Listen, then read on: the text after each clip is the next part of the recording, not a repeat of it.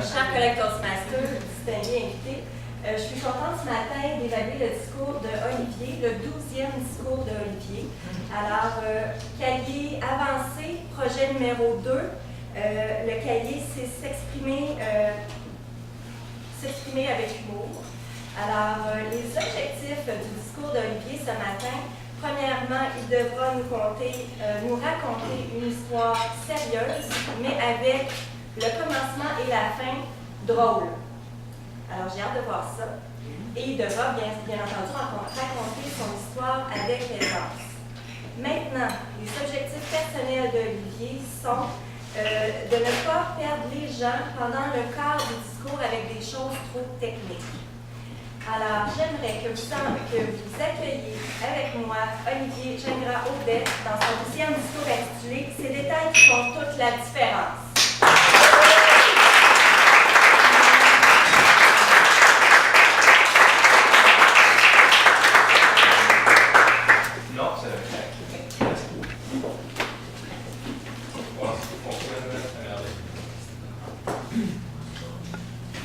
Fantastique!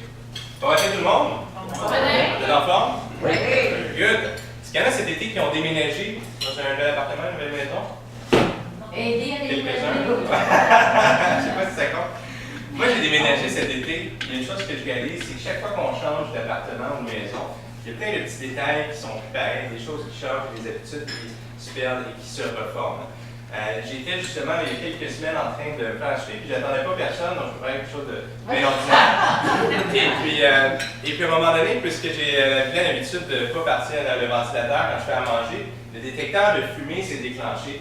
Et ça s'est mis à sonner dans l'appartement, mais quelque chose à tue-tête. Donc je prends une chaise, puis j'arrive pour enlever le fameux système d'alarme au lieu de partir le ventilateur, c'est bien plus logique. Donc j'essaie d'enlever le ventilateur, mais le détecteur de fumée est incapable de l'enlever. Donc je suis debout sur ma chaise, dans la cuisine, ça me crie dans les oreilles.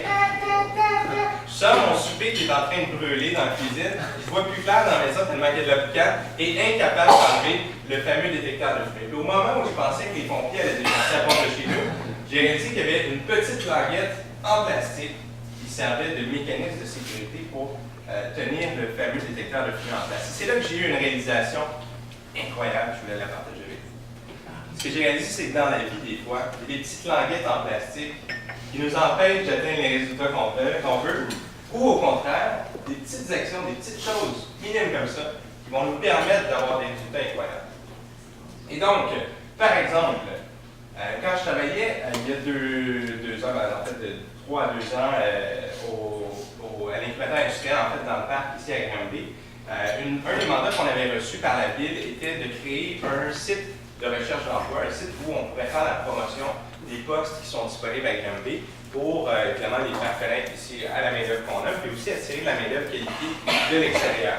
Donc, on avait fait un site avec des postes, on affichait les postes à tous les jours, les employeurs nous envoyaient ça par courriel également, on allait les afficher. Et puis, une des idées qu'on a eues, toute simple, a été de faire, puis c'est une pratique assez courante sur les sites de recherche d'emploi, de mettre une petite boîte ici à la fin où est-ce que les gens pouvaient inscrire leur nom, leur adresse courriel, pour recevoir chaque lundi l'alerte emploi, qui est tout simplement les derniers postes de la semaine qui sont envoyés par courriel. À la seconde où on a mis ça sur le site, il y a des dizaines d'inscriptions qui ont commencé à rentrer. Puis aujourd'hui, à peu près 3 ans plus tard, après le lancement de cette campagne-là, il y a sans doute 3, 4 ou même 5 000 personnes qui chaque semaine reçoivent un courriel avec les nouveaux postes. Puis ça, c'est incroyable pour un site où justement on veut ramener les gens sur le site pour faire la promotion de ces postes-là en continu. Parce qu'une fois qu'on a un lien avec les gens par courriel, c'est très facile de pouvoir continuer de les contacter encore et encore.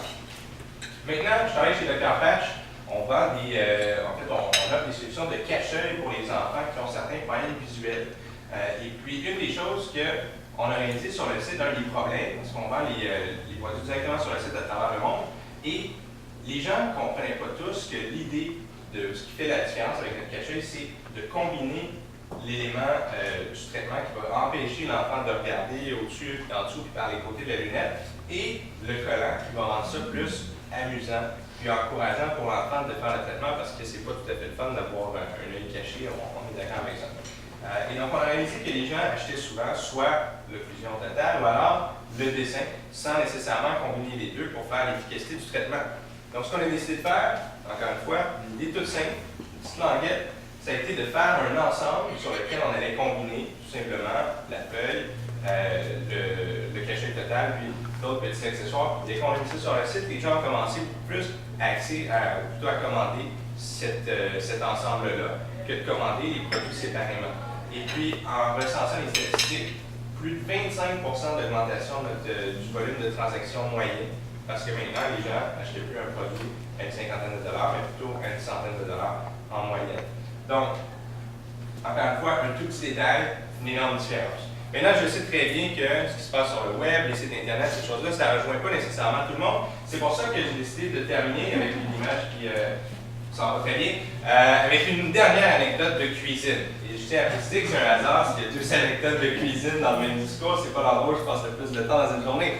Cela étant dit, il m'est arrivé dernièrement d'avoir un problème d'évier qui était bouché. Donc, je suis allé acheter le produit le plus puissant qui existe sur la planète pour déboucher les éviers. Et je sais que c'est le plus puissant parce que le monsieur qui me l'a vendu m'a répété 3 fois, Olivier, mets pas ton visage au-dessus de l'évier quand tu vas verser ça. Donc, je savais que ça allait déboucher, qu'il n'y aurait pas de problème avec ça.